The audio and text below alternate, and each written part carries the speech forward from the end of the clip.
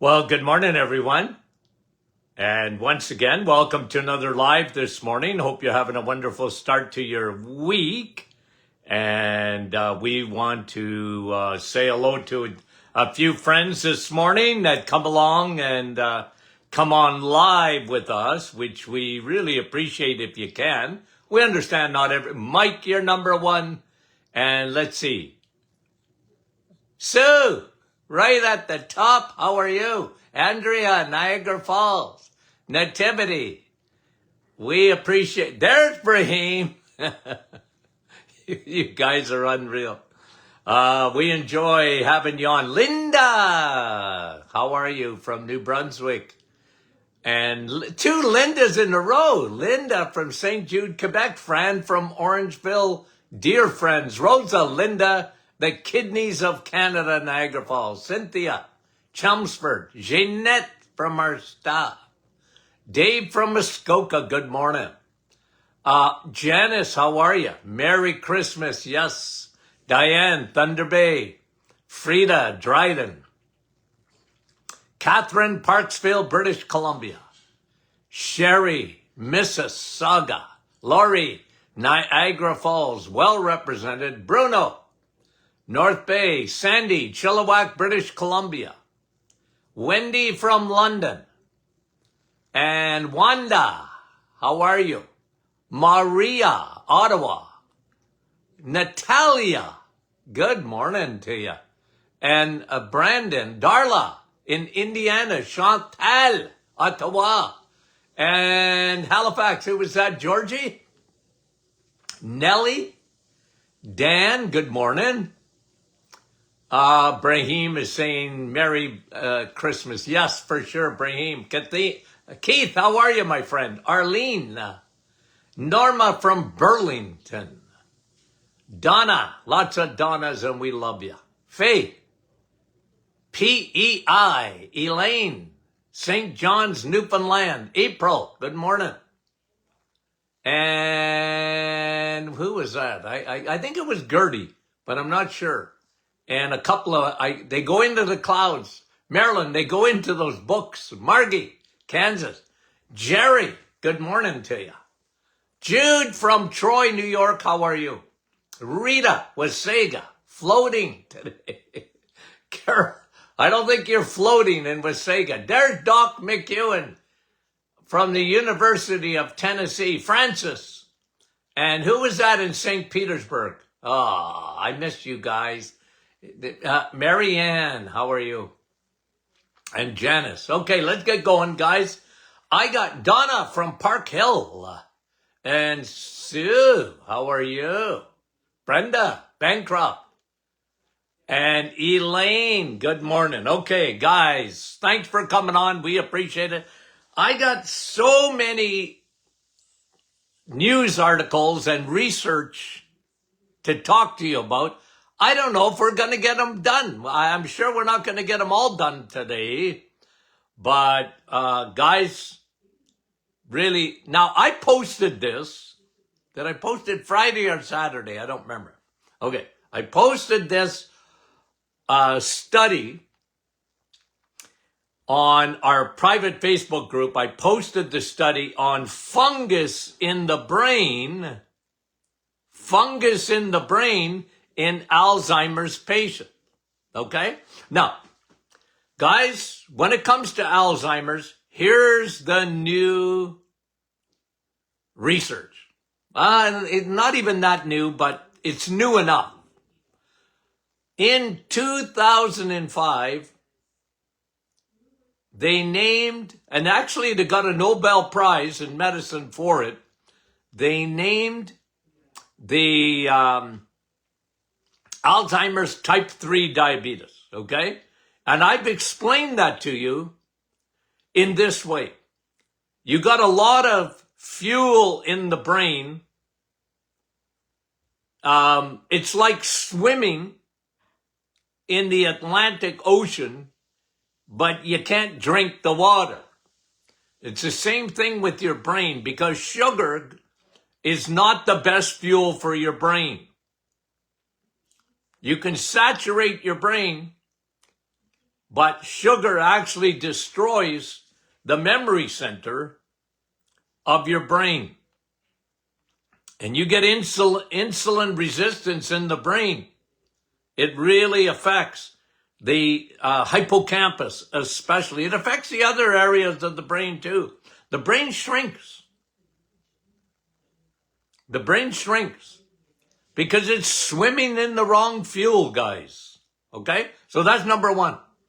But now, and this is what we've talked about for so many years. I can't tell you how many years I've been talking about leaky gut.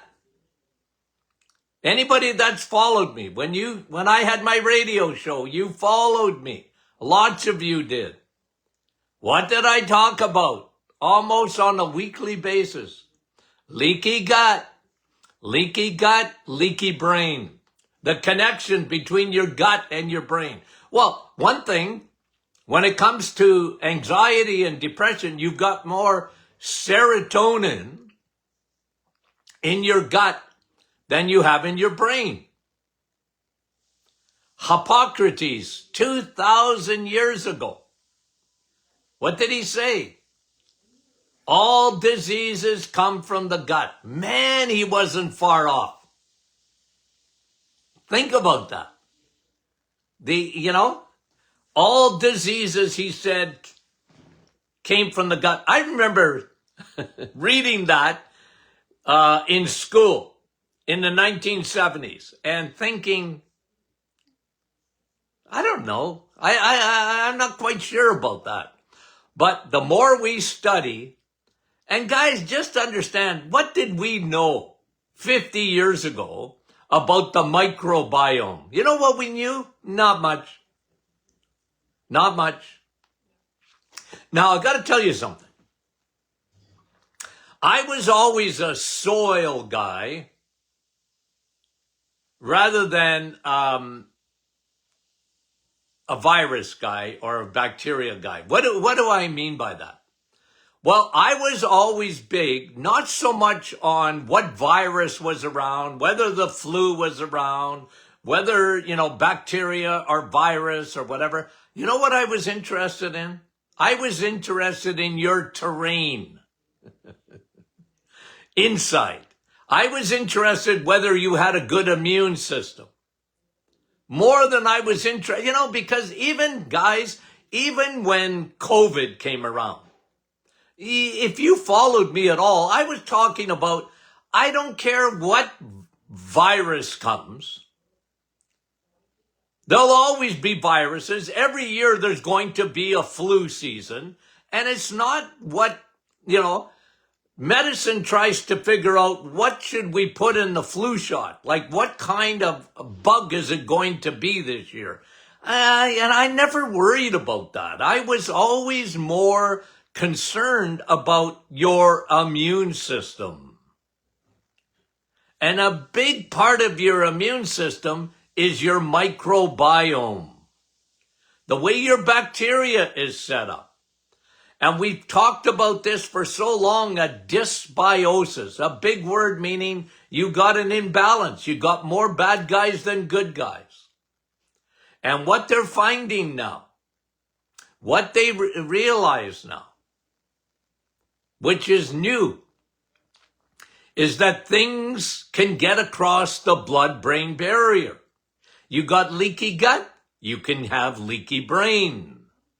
The same, what makes up that blood-brain barrier is really a microbiome.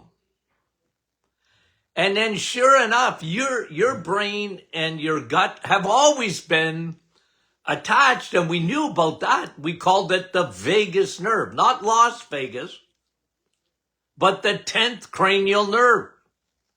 The nerve that you get butterflies. Ooh, you get nausea in your stomach because you're worried or whatever. What is that? Well, that's your vagus nerve. Brain to the gut, gut to the brain connection. And even things, microbiome has a lot to do with even the function of that nerve. And what happens there? So when you get a fungus, everybody has yeast to some extent. Okay, everybody. Now, if you are a big-time sugar eater, you feed the bear. Do I have that one? Is this the one I got? No, I got 8. I got my T-shirt on today. Is eggs, meat, and cheese. Okay? But I have another T-shirt that says, don't feed the bears. And what I mean by that is don't feed yeast. If you have leaky gut, yeast, fungus can get into the bloodstream, and then it can travel to the brain. And by the way, they didn't even say this. Do you know that fungus is a carrier of heavy metals? How do heavy metals get into the brain? Like mercury, lead, cadmium. For example, in, what is it? The, not only in Alzheimer's, but in other forms of dementia, like Parkinson's. What do they find in Parkinson brains? Okay? Lots of heavy metal, especially lead and mercury. How does it get in there? Well, it crosses the blood-brain barrier. And this is why, guys, I'm telling you, this study, one of the things you should do, okay, let's just go over, okay, what should we do about that? Well, number one, cut out the sugars as much as you can, because yeast feeds on junk. Yeast is like a teenager that wants junk. Like, don't give it sugar. Don't give it any sugar. If you don't give yeast sugar, it does not proliferate. Fix your leaky gut. If you fix your leaky gut, you will help to fix your leaky brain. That's why I'm so big on probiotics. And I'll tell you, there's nothing like our broad spectrum probiotics. Okay? Nothing like them. They're soil-based. What's that mean? They'll last forever. You can travel with them. You can put a blowtorch to them. It won't kill that bacteria. Okay? So, take probiotics. Eat steak. What? Everybody talks about a prebiotic, okay? And I know they exist, okay? Like a fructose, okay? And the world out there says, you want to feed your good bacteria, give it fiber. I don't agree with that at all. If you want to feed your good bacteria to make them win the war against the bad bacteria and help fix leaky gut, eat steak. Steak is the best food for your probiotics. And you know what the best drink is for your gut? What is, you don't need fiber. You need coffee. I say it again and again and again. And people think I'm kidding. You mean coffee? Yeah, I mean it. It is so good for your microbiome. Isn't that wonderful? Like, this is a gift that keeps on giving, guys. Beautiful. Do the reset. That'll help fix your leaky gut. Do you know another thing that helps fix your leaky gut? Bone broth. Why? Well, it's got L-glutamine. It's very high in L-glutamine. And what that does is it patches up your gut. It actually helps the little zipper between your blood and your gut, and it zips it. It re-knits it, and you get healing in there. So what do? Avoid sugar as much as you can. I mean it. I'll give you another reason in a minute. Probiotics. Very important. Coffee. Steak. Nothing like it for that microbiome. And then, you know what happens? You start winning. And you're protecting your brain. You're protecting your brain. Leaky gut, leaky brain. Okay? What a study. Okay. Fungus in the brains of Alzheimer's patients. Who knew? Well, we did. You did. Because we've been talking about it. We've been talking about it for years. Okay. Interesting, guys. I posted that on, let me just see here. Okay, so let me see. I've got so many studies. Oh, let's do this because we're talking about it. Okay, this is a new study on cancer. Okay? Very interesting in the, wait a minute, research published in the Journal of Nature.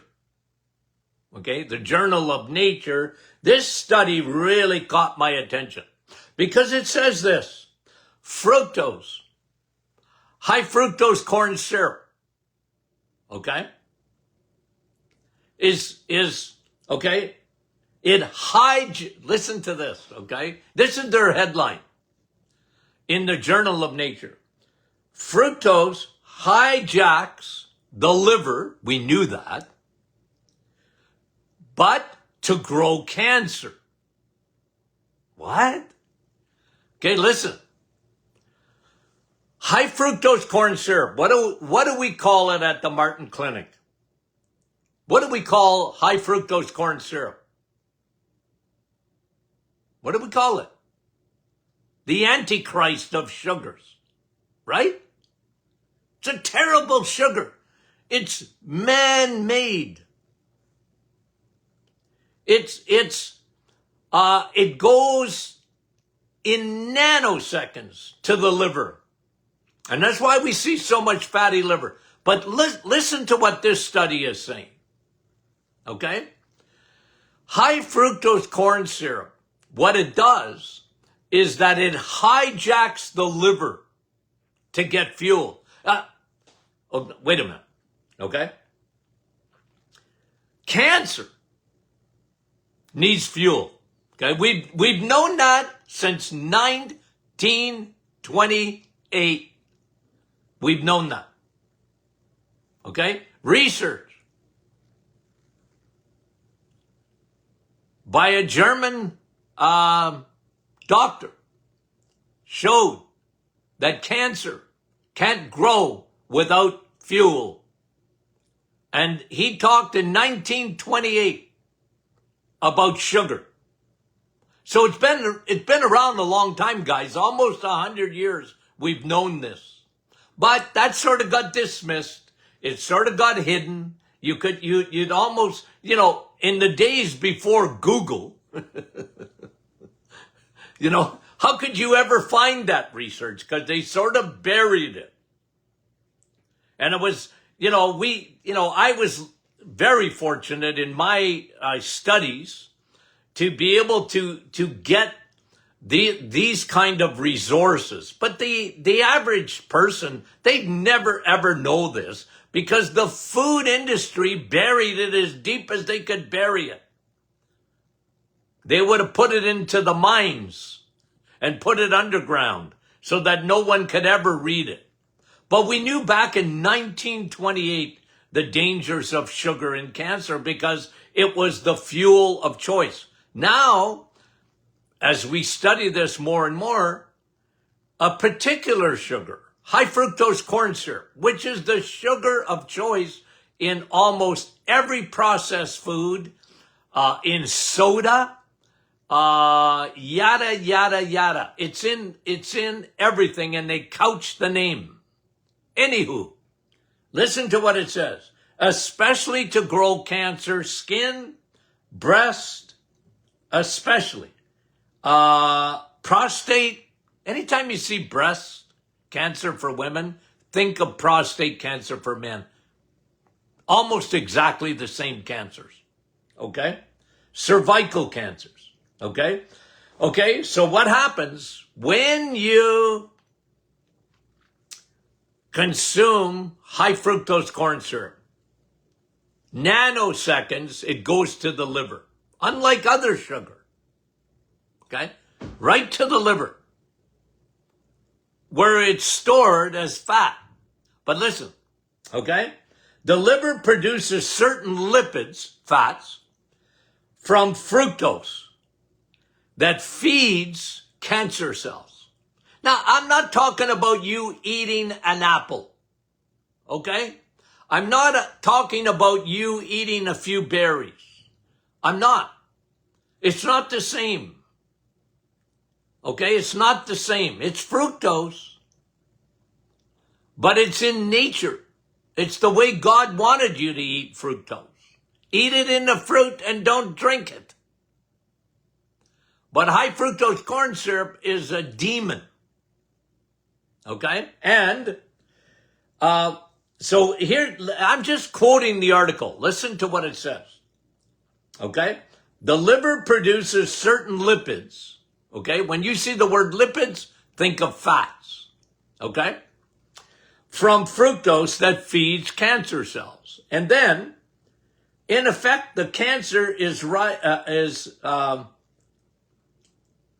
is it? I can't even read my own writing. In effect, the cancer is using your liver to convert fructose into raw materials for cancer to grow. Now, okay, let me bring you back to research that came out, I can't even remember how many years ago, but it was big news on my podcast. Maybe I'll post this after, okay? So, when cancer cells, they need glucose. Until they get into tumors. And then tumors like lipids. And I've told you this quite a few times, but I'm just going to repeat it here. What you want to do at that stage is send in a Trojan horse. Because the tumor is now looking for lipids. Okay? Bad lipids. But if you send in DHA, okay? And I'll post the study again. It's sending a Trojan horse into the tumor and it destroys the tumor. Guys, this research has been around, but you don't hear much about it. Because the cancer industry, okay, let's be honest here. The cancer industry, they don't want to talk about food. Your doctor, God love them, they didn't take any nutrition in school. So they never see the connection between food and cancer. What's food got to do with cancer? Cancer is your genes. Cancer is genetic. Cancer is, we don't know. Okay? And really, guys, I'm not saying that food is everything, but it's something. It's big because cancer needs fuel. So, go to, we got a big cancer center here in my hometown. Okay? Huge. And I know they do good work. Okay? So, I'm not saying close it. What I'm saying is this. What always gave me a migraine is why they would not even talk about nutrition in cancer. Why didn't they get me into lecture every once in a while? I'd start with the doctors, the oncologists. I remember an oncologist calling my office. Okay. Why? Okay. Why, Dr. Martin? You're on the radio. Why are you telling people to avoid sugar. Why? Well, I said, I'm glad you asked. I am, in all due respect. I said, first of all, how many hours of nutrition did you take? And you know what was on the other side of the phone? Crickets. I could hear crickets. Meaning, I didn't take any nutrition. I don't know anything about nutrition. Well, I said, I do. And I humbly want you to just, go back to Dr. Warburg in World War, it was before World War II, just after World War I, did research that was Nobel Prize winning research on sugar and cancer. What? And then point number 2, Doc, how do your PET scans work?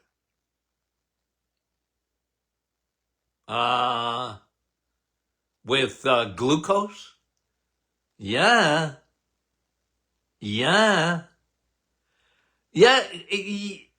got a PET scan as part of your oncology department, and it's imaging, especially for cancer. And how does it work, Doc? Well, you give a patient glucose, and if they have cancer from their brain to their toes, they'll light up like a Christmas tree. True or false, Doc? True. I said, do you think sugar has anything to do with cancer?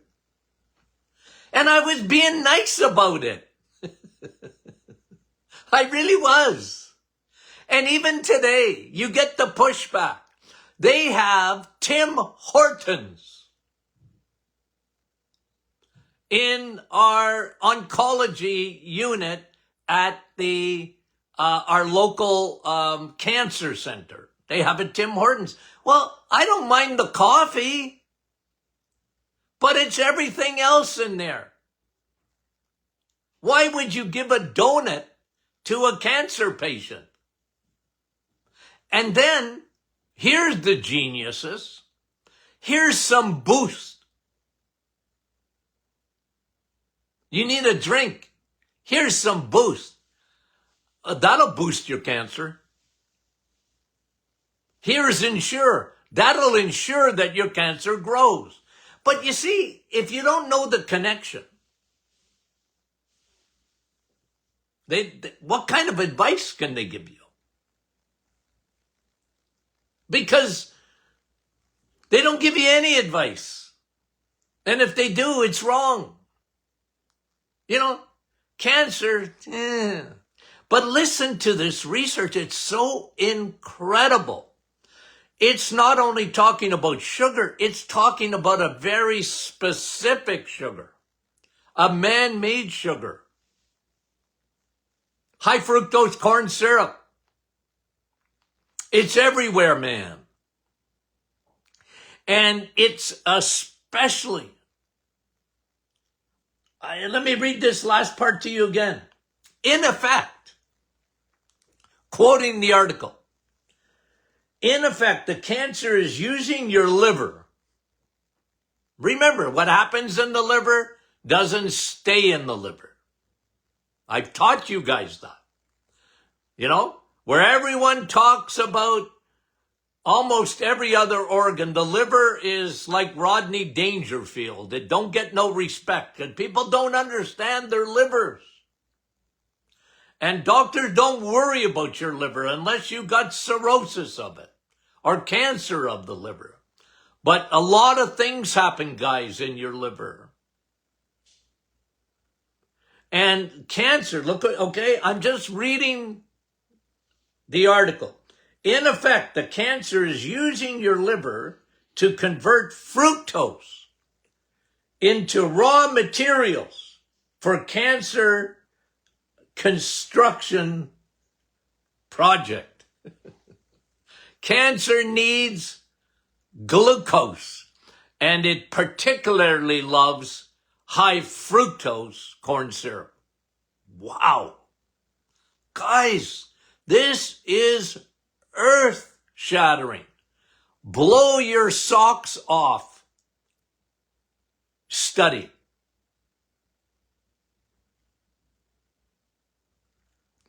If anything, if nothing else, like a lot of people, listen, I get it. I understand it. Let's say you get a cancer diagnosis, okay? And a lot of people, they used to, and maybe they don't do it so much anymore, but I got to tell you, I was in practice for a lot of years, and people would go to Mexico, and I never blamed them. If you had the money, you can go to Timbuktu to try and find a cure. And I was never against that, by the way. Okay? But I used to tell people, and I mean this, guys, you ask my staff that listened to me for all these years. You know what I used to tell them? Well, one thing I want you to do. One thing. I don't care what else you do, but here's what I want you to do to start off. I want you to cut sugar out of your diet. You can go to Mexico, or you can go to Timbuktu. But if you don't cut sugar out of your diet, you're feeding your cancer. That was number one in my office. Guys, well, what do I eat, Doc? Eggs, meat, and cheese. Dairy. Now, good dairy. Butter. Cream. Okay? And they don't feed cancer. They don't feed cancer. And number two, I'd get people to high doses of vitamin D. That's what I recommended. Why? Well, you need an immune system. I go back to the soil. You need an immune system. Vitamin D is essential. If I could fly you down, you can go to Mexico to lie in the sun. I don't know about treatment, but that's the best treatment you can get for cancer. Vitamin D, big time. Because every little T cell, your white blood cells that are your Navy SEALs, they have an antenna looking for vitamin D. They're looking for the sun. Sun, steak, and steel. You guys think I was kidding? I wasn't kidding. I meant it. Okay? I meant it. So, isn't that an interesting study, guys? Isn't that incredible? I am going to post again, okay? I'll post it on the private Facebook group. I'm going to post this study. I think I can. And then I'll post the high DHA. This is new. Last maybe 10 years I've been talking about it. Use high DHA for cancer because it's the Trojan horse. It's the Trojan horse. And guys, where else have you seen this? Why aren't we talking about this more? Cancer's worse than ever. No wonder. High fructose corn syrup. It's worse than ever. I feel sorry for the cancer societies. They come and try and raise money, and I give them a lecture. I said, I'm going to educate you. Poor people, they don't know what hit them. Okay, guys. Okay, so tomorrow, Christmas Eve, right? Okay, we're doing a program. Okay, tomorrow. So I got so many other studies I want to talk about. I get down rabbit trails. I just can't help myself. Okay, guys, we love you dearly and sincerely, and you have a great day.